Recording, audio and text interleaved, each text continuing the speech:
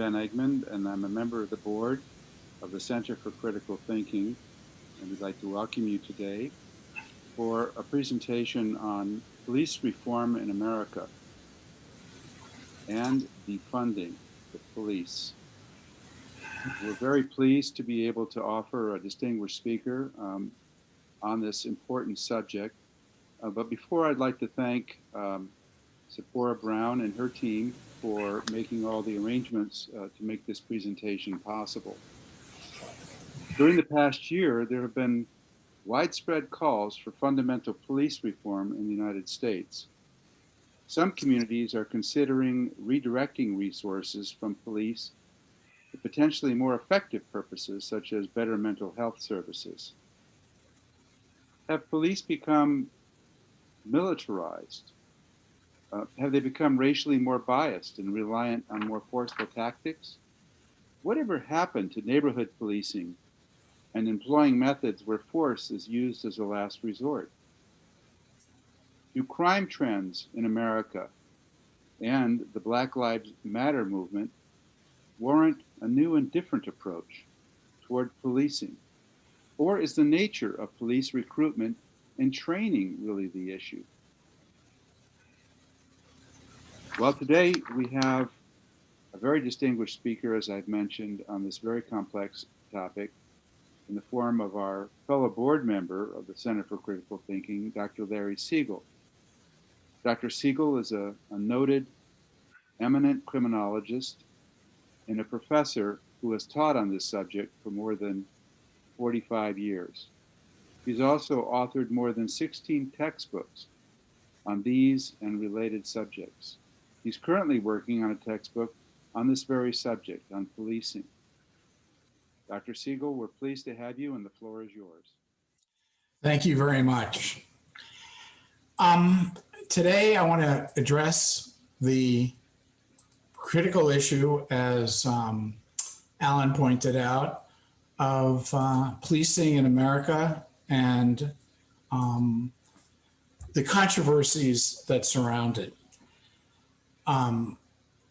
The police have been in the spotlight for more than a year now because of widely reported incidents of the use of force and violence, especially against African-American citizens.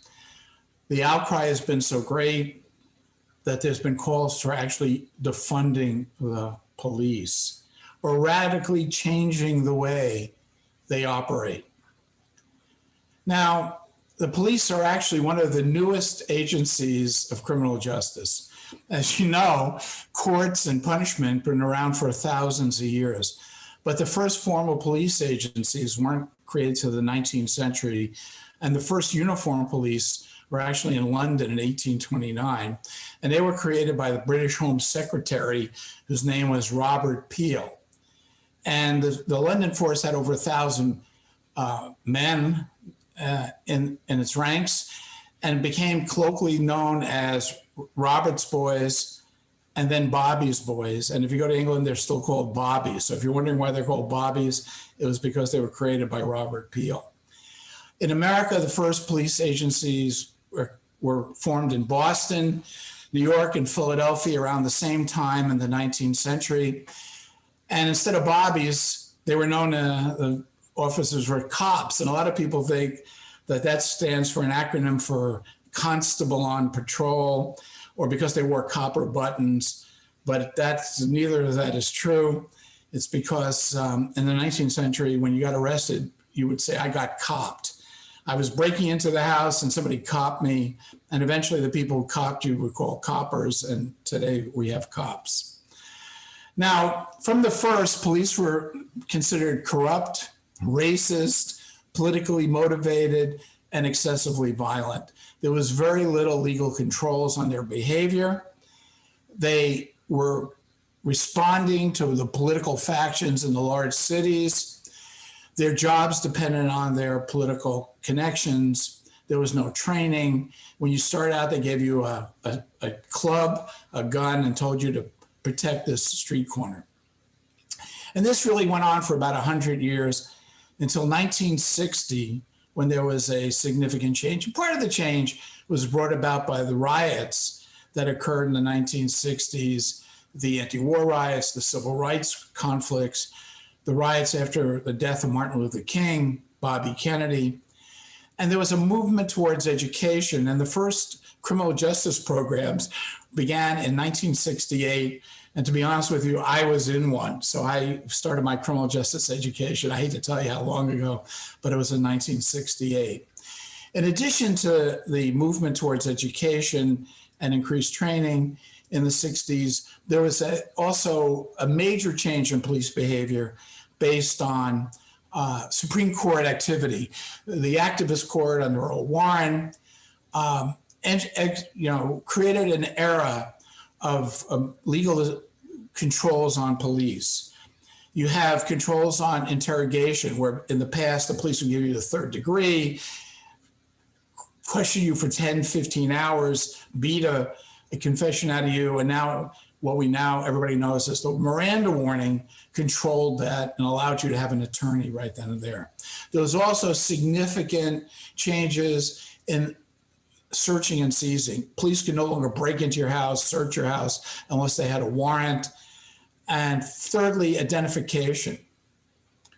In the past, they might put you in a lineup. They would ask you to wear the clothes that the suspect had on. There was no controls. And now, after you've been indicted, you have the right to an attorney and a lineup procedure. Part of this was the advent of lawsuits against the police. And another control on police behavior was the threat of lawsuits. And part of my career, I was involved in about 50 lawsuits as an expert witness, where police either acted when they shouldn't have and used excessive force, or they didn't act when they should have and let somebody go, and which caused problems. Now, let me turn to what the police do today. And how often do police interact with people? What is that interaction like? And who are they more likely to interact with? And what we know at last count, which was 2019, there was about 61 million residents who had contact with the police, according to surveys. About 24% of all adults. It may surprise you that whites were more likely than African Americans and Hispanics or people of other races to experience police contact. So about 26% of all white adults said they had some kind of contact with the police. Is that a lot? Is that a little? That's up to you to decide. Now, during these contacts, there was 10 million arrests made. 500,000 for serious violent crimes like murder, rape, assault, robbery, armed robbery, that type of thing. And 1 million for serious property crimes like burglary, car theft, arson, grand larceny, that type of thing. In addition to that, in addition to the 1.5 million, there was 8.5 million arrests for more minor crimes such as drug possession or simple assault or prostitution and so on and so forth. So basically, every year, about 3,000 people per 100,000 inhabitants suffer an arrest, and 500 per 100,000. Again, is the fact that 500 people get arrested for 100,000 a lot or a little? You'll have to make up your mind. Now, there's 700,000 law enforcement officers, local police, county police, state police in America. So therefore, if they make 1.5 million serious crime arrests, that every 6 months, a cop will arrest somebody for a serious crime. And again, it could be a larceny, a burglary, a robbery. Now, when you watch TV and you watch the media, it seems like they're arresting 10 people a day and shooting 5 of them. But it's really 1 every 6 months. And if you count all the other kinds of arrests, there's about 1 a month. So police officers make 1 arrest a month. DWI, drug possession, shoplifting, about 1 a month. Now, one of the things that is controversial about the police, and one of the reasons why people are talking about defunding the police, is the use of force. And it's estimated that of the 61 million US residents who had contact with the police, about 1.3 million experienced force. Now, the last time I had an experience with the police, I was living in New Hampshire and a bat flew into my house. Nobody seemed to want to get it out. And I actually called the police, who showed up to help me using tennis rackets and other implements to get this bat, which was probably only 6 inches long, but it looked like it was 3 feet long, out of the house. So most people have benign relationships with police. It's only 1 in 60 that are actually involve some kind of force. Now, and when force is used, it's most likely grappling, pushing, shoving. It's not shootouts or deadly force, which I'll come to in a minute. Now, it is true that African Americans are involved in force twice as often per capita as whites and slightly more than Hispanics. But again, we're talking about, out of 45 million African Americans in the country, about 250,000 encountered police when force was used. And of 150 million whites, 647,000. Is that a lot? Is that a little? Is that more than you thought? You'll have to make up your own mind. Now, as you might expect, males and young males are much more likely to be the target of police force more than women and older people. And which should come as no surprise. In addition to that, about 4% of Blacks and 4% of Hispanics, as opposed to 2% of whites, were handcuffed by the police during their interaction. So therefore, one of the things we know, and one of the most controversial aspects of policing, is the relationship between force and race. And police are much more likely to use force when they encounter people of different races. So for example, when you have a white officer and a black suspect. We also know that cities with large black populations are much more likely to experience lethal violence than cities with small numbers of African Americans. And also, African Americans are much more likely to say police hassled them, searched them, patted them down, and which is much less likely with white suspects. But let me be clear that race is not the only criteria. Research shows that if police are going to use force, they're much more likely to do so when the suspect or in any way resists their command. I was involved in a case once when an elderly man who was, I think, in his 80s, was pulled over by police for going too slow. And when he got out of the car, he gave them a really hard time.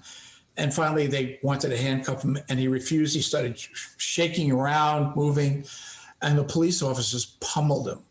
It was terrible. And he died within a year.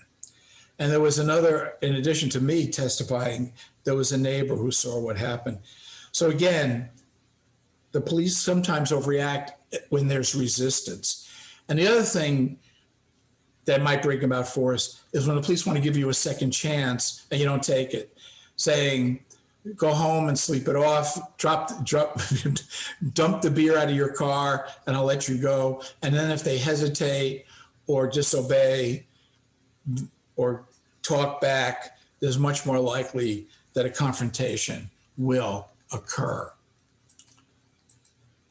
Now, what has sparked this controversy with police in America is not so much the use of force, which is bad enough, but the use of deadly force. Now, deadly force can only be used by the police if they feel their life is in danger or the life of somebody else is in danger. Or if they're trying to arrest somebody and the person starts fighting back, grabbing for their gun, they pull out a weapon.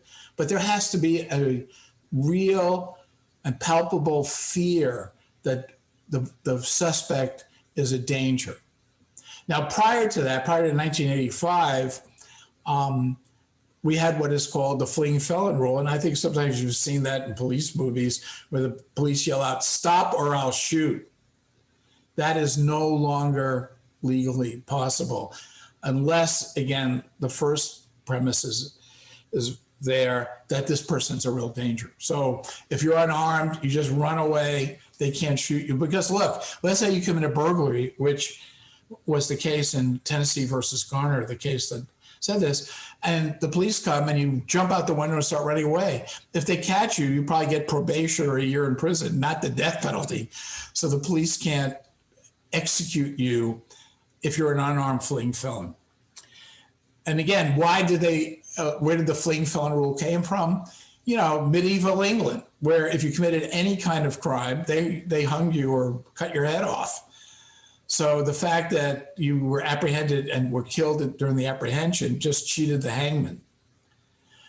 So what's the story on the use of violence in America today? About 1,000 people are killed by police during their on duty. 1,000. 750 are white, 250 are black.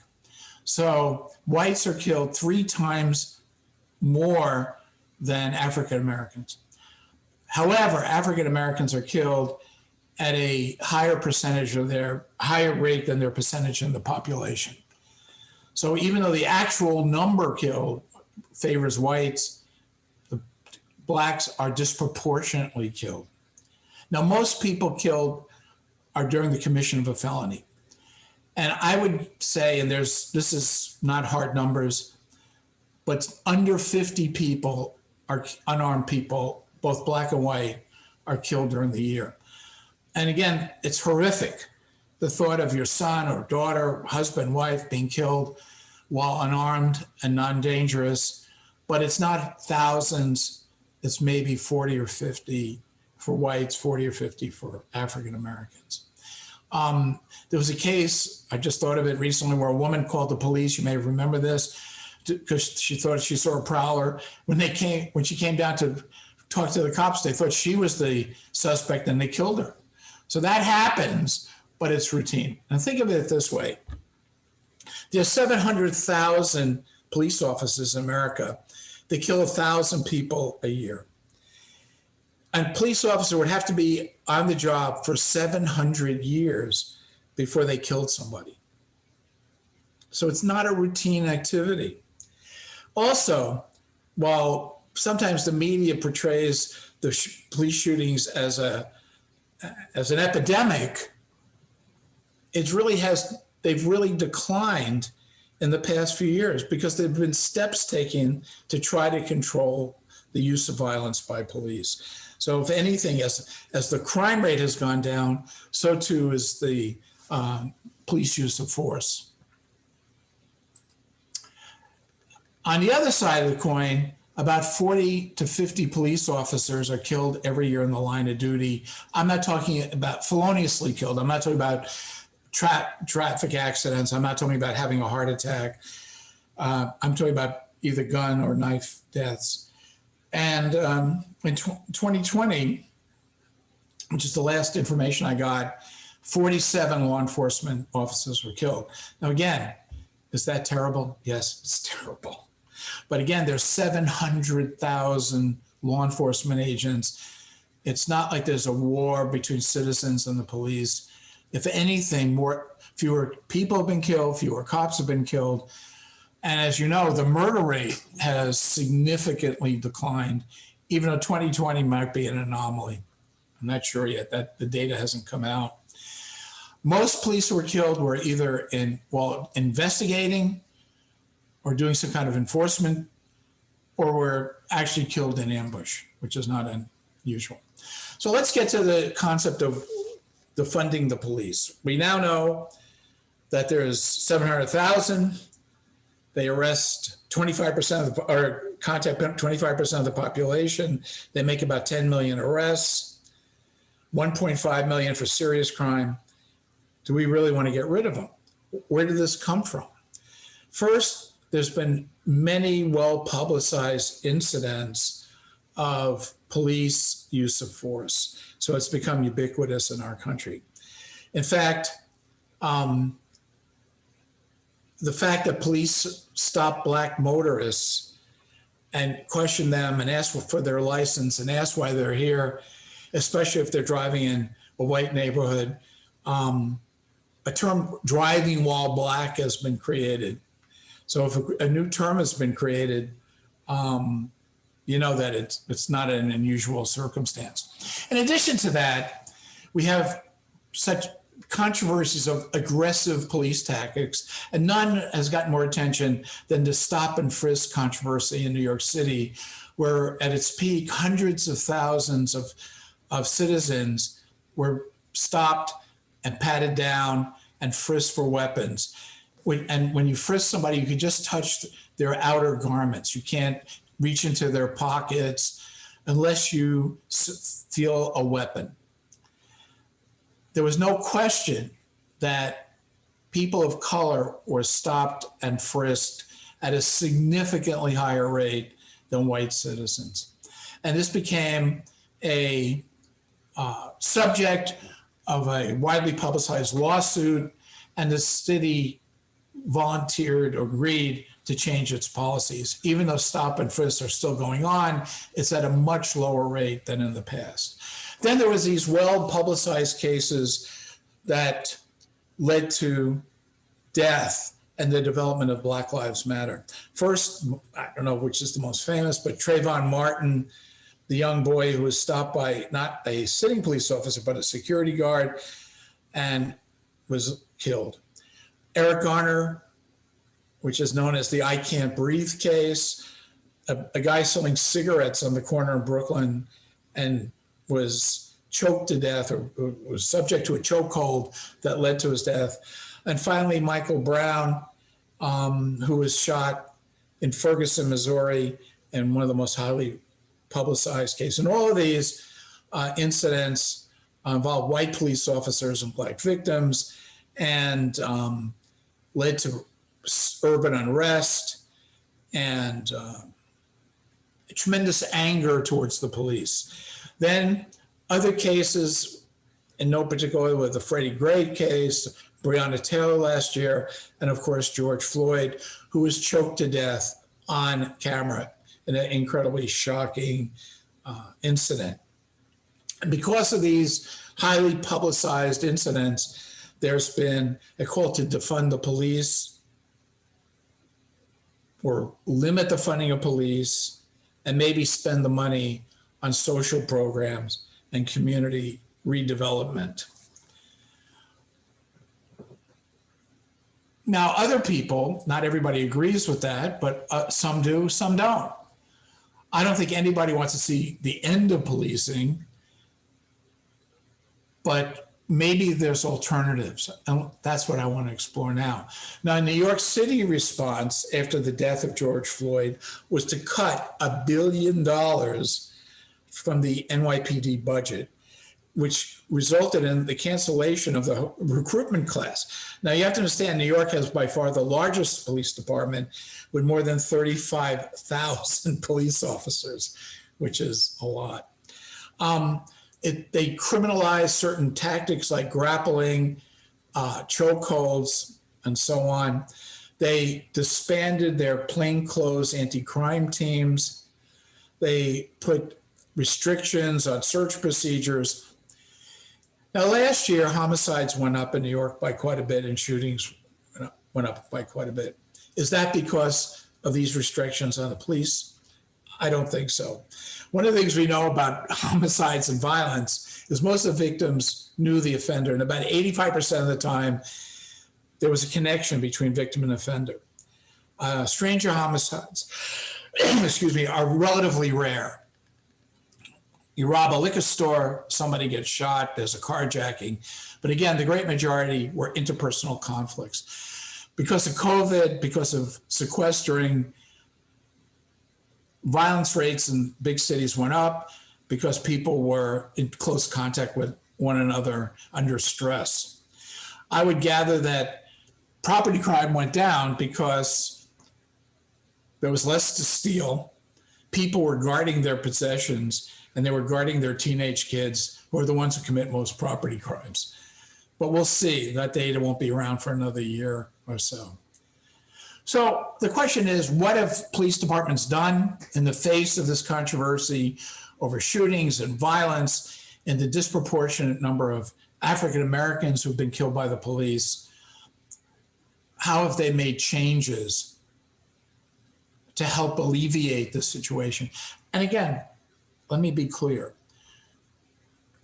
Most police, and I probably know more than anybody, I've had thousands and thousands in my classes over the time, are dedicated civil servants.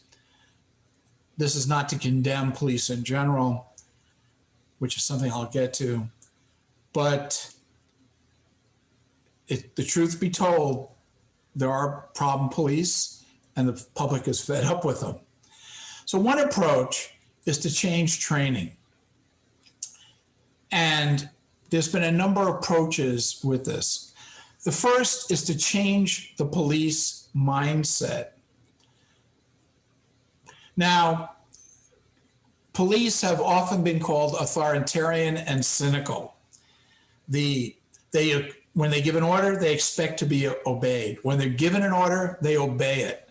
They believe in obedience to authority.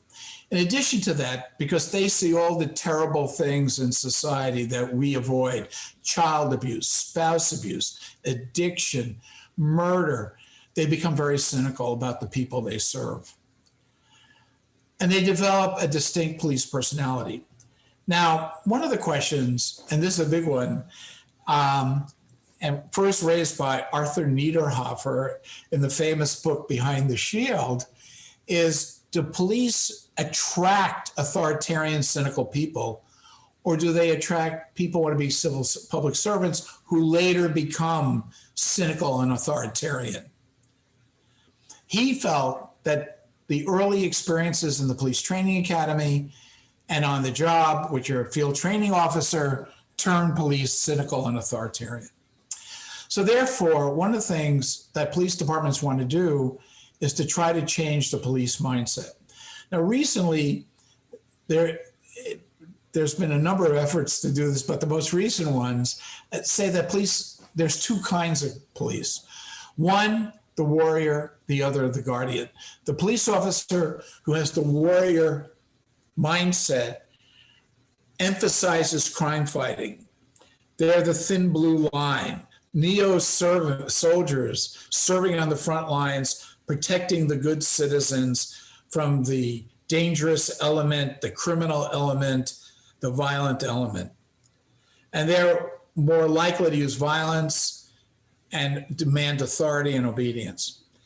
On the other hand, the second mindset that has been identified is called the guardian mindset. And these police see themselves as civil servants. They serve and protect.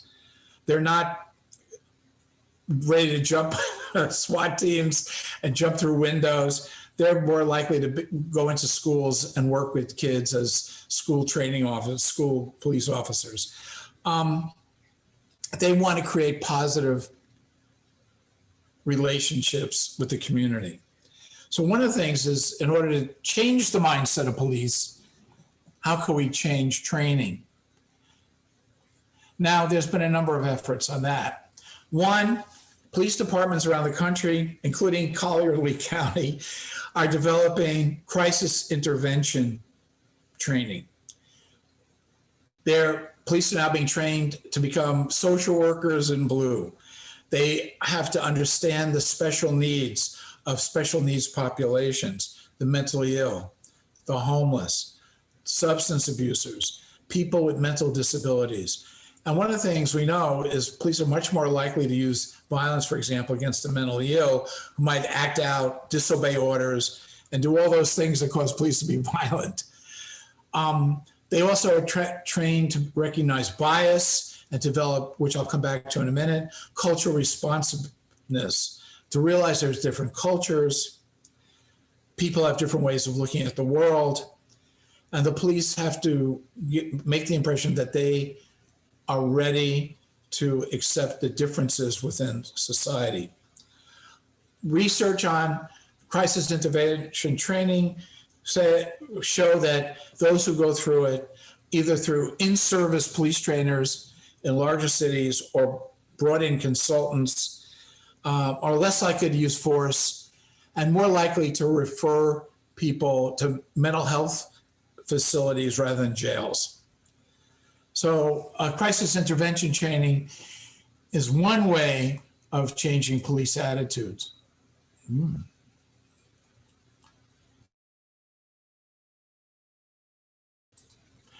A second kind of corollary to this is stress reduction training. One of the things we know, our police can become stressed out. They can almost develop PTSDs.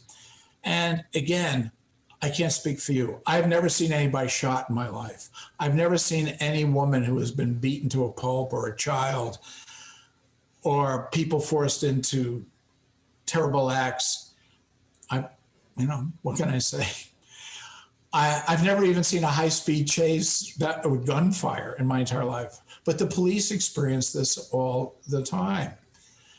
And a lot of them, especially when you're an inner city police officer in Detroit, Chicago, LA, not when you are a police officer in Bedford, New Hampshire, where I live, where the main crime was somebody knocking over mailboxes. And stress is related to the use of force. So there's been efforts now to bring in stress reduction trainers who teach self-regulation, how to reduce your negative emotions, how to sleep better, how to cope with crisis better, how to relax, etc. And how to be resilient in a very stressful job. Very stressful job. Now, there's also implicit bias training.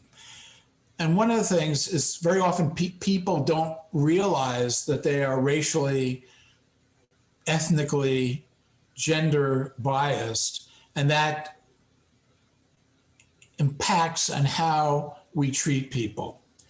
And in order to create fair and impartial policing, trainers such as Lori Friedel will come in and teach people how to recognize your bias and how to control it.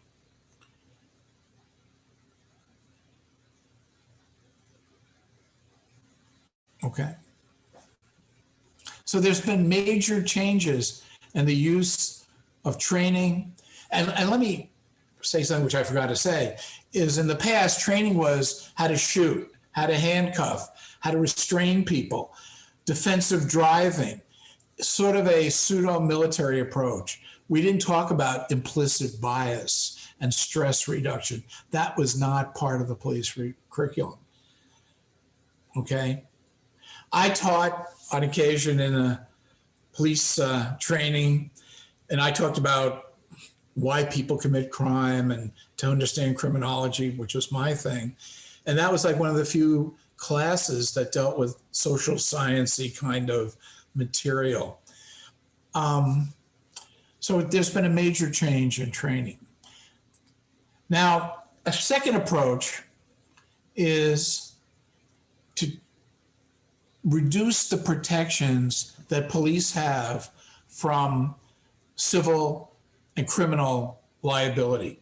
If we want police to be less violent, less abusive, then we have to make them more accountable, it goes. The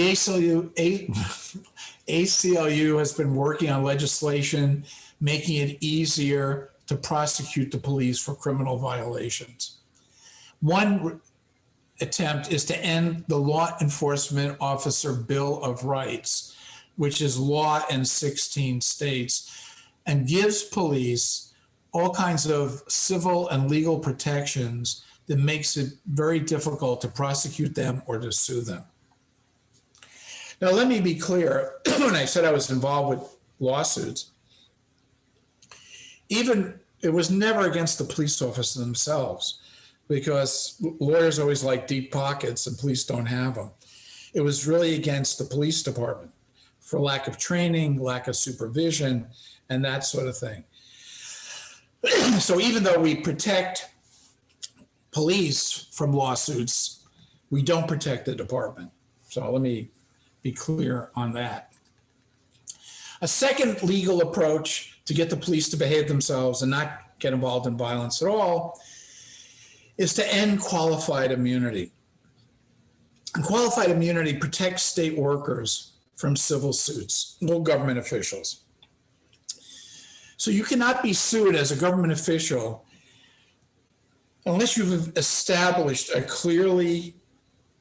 very clear statutory or constitutional right of which a reasonable person acting in a similar capacity would be aware. So even as a professor, could I be sued? And the answer is, yeah, if I did something that every professor knows is wrong, and I know it's wrong. I slapped a student. And believe me, I never came close. They're all bigger than I am.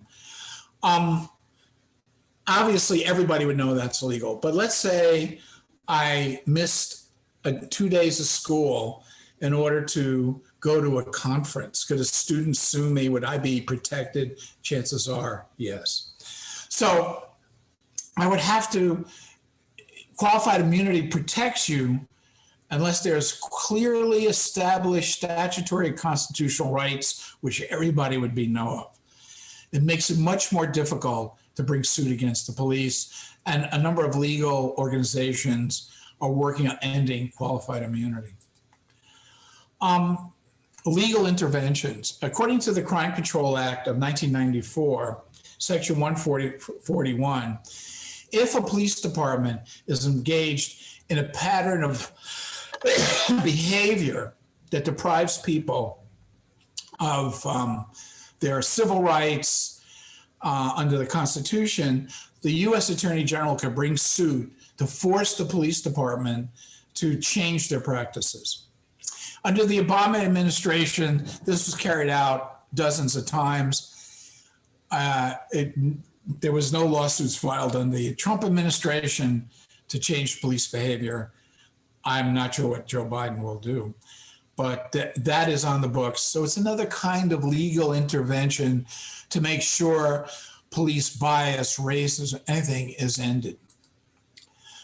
A third approach to changing the police, improving them, rather than defunding them, is to change the makeup of the police. First, to increase education, because most research shows that educated police are less violent than non-educated police and do a better job. A little more than half of all police officers now have a 2-year degree, and about 30% have a college degree, and 5% have a graduate degree. That's a significant increase from when I started teaching, when the number of police with a college degree was under 10%. Number one, if you want to get promoted today to a higher rank, so it's not a requirement, but having higher education puts you on a competitive level with others. Number two, if you ever want to leave the local police and become a federal agent, the FBI, whatever, you must have a college degree at least. And three, if in many jurisdictions, especially Massachusetts, if you get financially rewarded for having degrees, 10% for a 2-year degree, 20% for a 4-year degree, 5% for a graduate master's degree. And so if you're making $80,000 a year, you would get a $20,000 bump if you're like a state police officer. Now, some local jurisdictions have ended the practice because it was too expensive. In addition to that, the extra money goes on your pension, which is really rewarding. By the way, somebody might ask, who is this fellow? That is Travis Hershey, who during his lifetime, he died about a year ago, was the preeminent American criminologist, the smartest person I ever met, and it was on a reader on my doctoral thesis. So I was very proud that I knew him, and it was a leading educator in criminology and criminal justice. The second effort to make the police more responsive is to change their racial, ethnic, and gender makeup. There's been an ongoing effort to increase the representation of minorities in the police. And today, 27% of police officers are people of color, while minorities make up 25% of the population. So therefore, they're actually slightly overrepresented on police. Now, again, that changes from force to force. Some have overrepresentation, others are significantly underrepresented. There's still a significant underrepresentation of women on police forces. I've known a lot of women cop police. It's not unusual, but only 12% of police officers are female, which is a significant underrepresentation in the population. So greater efforts, if anything, should be made to bring in police. The third element of changing the police is recruitment of qualified police and the removal of bad cops. And one of the biggest problems I could say in my career was what they call the blue curtain. The fact that police refuse to testify other police when they know a cop is doing bad things. They don't report them. They're the band of brothers, and nobody wants to get a reputation as a rat or whatever. Hey, I was a college professor for 45 years. I ran into a lot of people who I didn't think should be in a classroom, and I issued no complaints in my entire career. Nobody wants that reputation. I understand that. But the police carry guns. The police can use force. And it's really important that bad cops be terminated and good cops be willing to testify against them. We saw that in the recent storming of the Capitol, that there was dozen or at least a dozen off-duty officers part of the mob. What's that about? And that the Capitol Police were believed, I don't know if it's been proven, to play a role in the rioting by assisting or encouraging the mob. So therefore, to get rid of and reduce problem cops, there has to be background checks. Right now, you could be, and I can tell you stories about this, officers who have been fired in other jurisdictions and get jobs right away as police officers.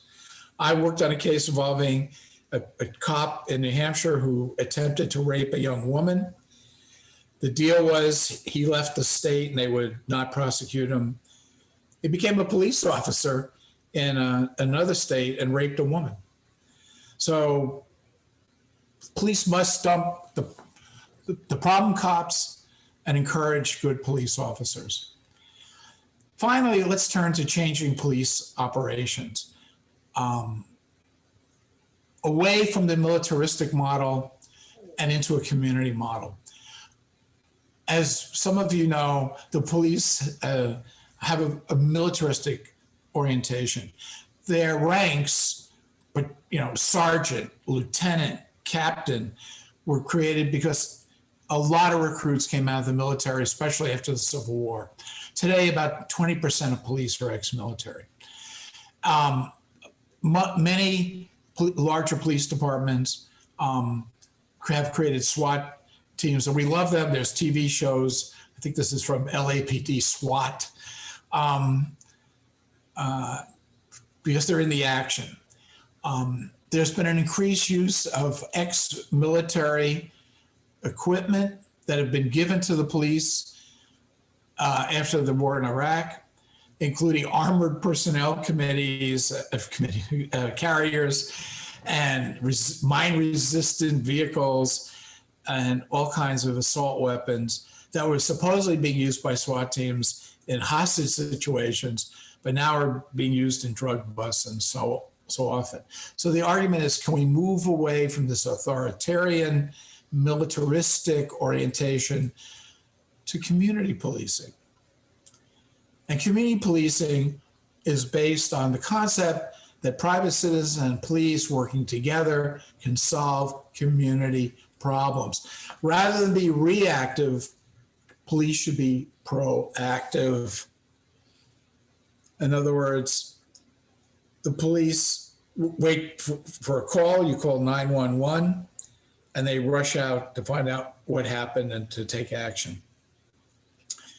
Under a community policing model, a neighborhood policing model, there's different names for it. The police meet with neighborhood leaders, church officials, community organizers to understand what are the problems in the community and what can we do to solve these problems. And so community policing officers work in community partnerships, in working with community groups, non-service providers, with the media, with businesses, to really try to reduce crime. Now, you might say, this doesn't sound like a novel idea. It sounds like a great idea. But you have to understand that changing the police culture has been called bending granite. And all institutions, the university, the military, the church, the hospital, have traditions and institutions that go back 1,000 years, and it's very difficult to change the way they operate. So police are now, because of this call for defunding the police, are being called upon to change the way they operate, change their attitude, change their vision of work, to become more responsive to the community. So, and one of the things community policing is sort of like a problem-oriented approach. And some people use the SARA model. S for scanning, identifying, and prioritizing problems. A for analysis, doing research on what can be done to solve this problem. Responses, developing solutions to the problem. And finally, assessment to evaluate whether their approach has been correct. Biden has called for a reinvestment in community policing. And my feeling now is the community policing approach will be emphasized in the coming years. Now, the opposite side, let me almost finish up on this, of community policing is predictive policing. In order to save money and be more effective, so that we don't want to defund the police, we want to make it more effective. Community policing is one approach, predictive policing is the other. And that is where computer algorithms are used with past data to determine where crime will take place and who will commit crime. We use such things as demographic trends, population trends, to create maps. So rather than patrol aimlessly around a city, we know that most crime occurs at 6 o'clock on First Street on a Tuesday, and make sure the police are there ready to either deter crime or, if there is one, to intervene. Where it's the most dangerous place in the city, typically, where does most crime occur? The local high school. So police know that when kids get out of school, they've been cooped up all day, at least pre-COVID, that there's more likelihood to be fights, conflict, vandalism, whatever, in the periphery of a high school than it is in a suburban neighborhood. So predictive policing and community-oriented policing go hand in hand. And I wouldn't be surprised to see more of this in the weeks to come, or years to come, excuse me. So to sum up, police have been under a microscope for the use of violence that's gained widespread community attention. There's been calls for defunding the police and use the money for social services and community development. But remember, the use of violence, even though it's on TV and the local news, on cop shows, is relatively rare. Only 1,000 people are killed a year out of 300 million in the United States. Less than 3% of people in America have contact with police, which ends in some kind of violent confrontation. And most of all, that's grappling and pushing and shoving and handcuffing. Minority citizens are more likely to have negative interactions with the police. That is true. And police departments are now taking measures for self-improvement, training, recruitment, increasing legal controls, changing the way they operate. So should police be defunded? No, I don't, according to me, I don't think so. But changes must be made. Thank you for listening. Well, this is an amazing presentation, Dr. Siegel. Thank you very much. And we're really very, very pleased to have your insight and your analysis. I'm sure there are a lot of questions, a lot of follow-up points that people would like to make. So let me mention that in the next 2 or 3 weeks, there will be an opportunity to have an interactive forum with Dr. Siegel based on this presentation for you to have a chance to talk to him personally and directly up front through the virtual means of Zoom. And keep an eye on the Center for Critical Thinking website. It'll be most likely sometime in mid to late February. And also, I would encourage all of you, in terms of more research on this subject, to view a couple of other presentations and webinars that were that occurred in January. One dealt with the Black Lives Matter movement with Dr. Lorenzo Boyd. Very interesting, and Dr. Siegel was the moderator for that forum. I would encourage everyone to have that viewed before they have a chance to participate in the forum with Dr. Siegel. Another thing I would encourage is we talked about police implicit bias in police training. That Dr. Feidel's presentation also would be well worth viewing before the next opportunity to meet with Dr. Siegel. And lastly, I just mentioned that we will, since justice and police training and police reform is a theme that we're focusing on in the next few months, to be on the lookout for a webinar, follow-on webinar with Dr. Boyd on the status of the Black Lives Matter movement some months after 2001, when major demonstrations were occurring and that sort of thing. Where are we in this process would be the central question that Dr. Boyd will be addressing. Again, that'll probably be in mid to late February as well. So with that, I wanted to thank Dr. Siegel once again, and thank you all for watching, and have a great day and be safe. Thank you so much.